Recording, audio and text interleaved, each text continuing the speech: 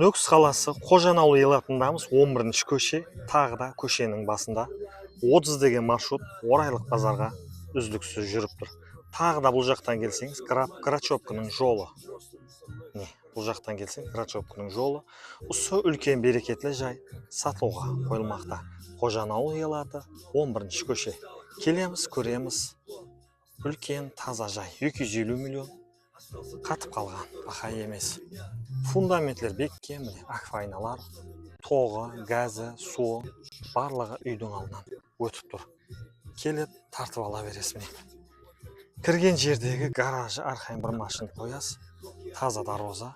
Бұл жақта жарма есік бар. Бұл жақтан кіріп, бұл жаққа машина қойып кетесіз. Темір каркаслардан тоқылып бастырылған үлкен гараж міне. Заводской қам керпіштерден өрілген. Келеміз, үлкен берекетлі жайлардың бірі сатуға қойылмақта. 250 миллион қатып қалған бақа емес.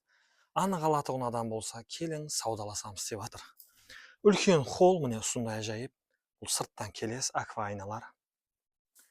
Санузелге проекте орны сулары толығы тартылған. Санузел ме? Бұл жақта кухня. Іштерін көрсетеміз.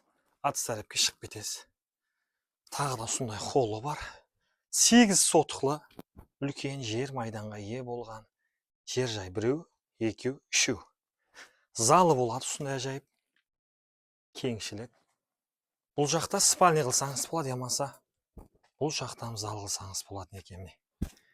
Келеміз, ажайып жайлардың бірін таныстырамыз. Келіңіз, саудаласын.